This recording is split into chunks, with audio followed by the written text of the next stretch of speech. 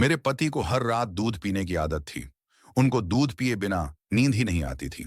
लेकिन कभी कभी मैं घर के कामों में इतना व्यस्त हो जाती थी कि मैं उनकी इस आदत के बारे में भूल ही जाती थी। एक दिन वह मेरे पास आकर बोले, काव्या, तुम्हें क्या हो गया है? तुम रोज मेरा दूध कैसे भूल जाती हो? दरअसल कुछ दिनों से मैं काम में इतना व्यस्त थी कि कुछ बातें तो मुझे याद ही नहीं रहती थी, और कुछ बातें ऐसी हो जाती थीं जिनके बारे में मैं पूरा दिन सोचती रहती थी। उनकी बात सुनकर मैं एकदम से घबरा गई और किचन में आ गई। मैंने दूध गर्म किया और वापस अपने कमरे में जाने लगी। तभी मैंने सुना कि सासू माँ के कमरे से कुछ अजीब सी आवाजें आ रही हैं। वो बार बार कह रही थी कि अब बस भी करो, मैं बहुत थक गई हूँ। उस वक्त उनके साथ कमरे में कोई और भी था, जिसने कहा, अभी मैंने ऐसा भी क्या कर दिया है जिससे तुम थक गई हो? अब आओ, मेरे पास आ जाओ।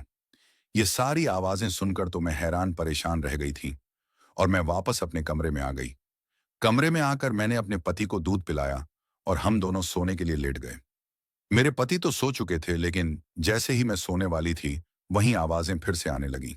मैं यही सोच रही थी कि वैसे तो मेरे ससुर देखने में बहुत ही दुबले पतले से हैं, लेकिन वह तो सासू माँ की चीखें ही निकाल देते हैं। मैं भी बिल्कुल ऐसा ही पति चाहती थी जो मेरी भी चीखें निकाल दे। लेकिन मेरा पति तो शुरू होते ही खत्म हो जाता था।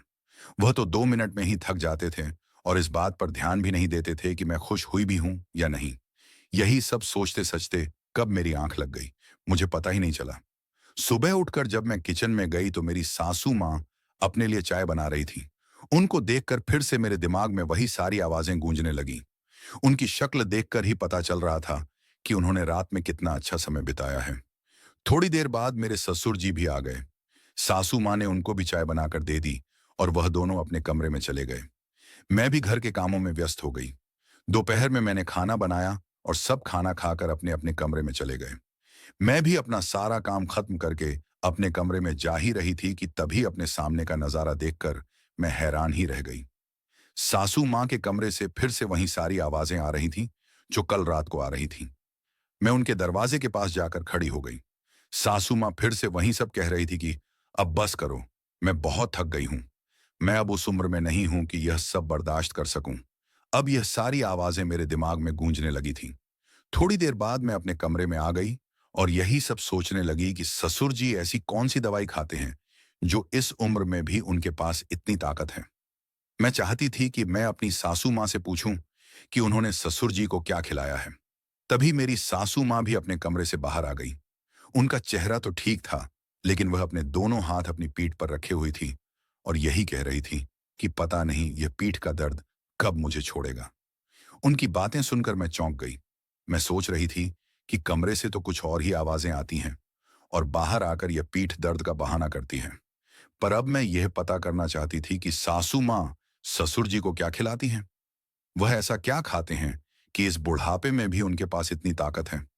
दूसरी तरफ मेरा पति है जो 2 मिनट में ही हथियार डाल देता है। वह बहुत जल्दी थक जाते थे और सोने चले जाते थे।